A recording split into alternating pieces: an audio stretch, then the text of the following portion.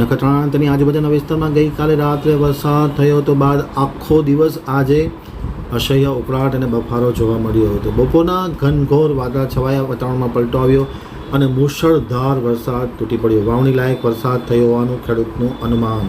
હવે નખત્રાણા આમતક ન્યૂઝ બ્યુરોમાંથી જયંત વાઘેલાનો એક વિસ્તૃત અહેવાલ. નખત્રાણા અને તેની આજુબાજુના વિસ્તારમાં ગઈકાલ રાતથી વરસાદ શરૂ થયો છે. સવારના વરસાદ બંધ થઈ ગયો હતો, પરંતુ આજે બપોરે ફરી એક વખત આ ઘટાટો વાદળાઓ છવાયા હતા અને સાંજે 4:30 કલાકે ભારે પવન સાથે વરસાદ શરૂ થયો હતો.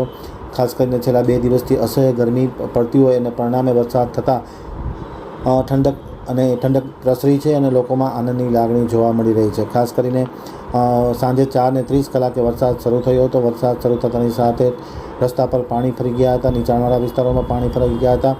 વાડી ખેતરમાં પણ પાણી ભરાયા હોવાના સમાચાર સાંભળી રહ્યા છે અને સાંજે 4:30 કલાકે વીજળીના કડાકા અને ભડાકા ભારે પવન સાથે વરસાદ શરૂ થયો હતો. નખત્રાણા અને તેની આજુબાજુના તમામ ગ્રામ્ય વિસ્તારમાં ખાસ કરીને પશ્ચિમ કચ્છની પટ્ટીમાં વરસાદ પડી રહ્યો હોવાના વાવડ મળે છે અને વાવણી લાયક વરસાદ શરૂ થતાં ખેડૂતોમાં આનંદની લાગણી વ્યાપી છે.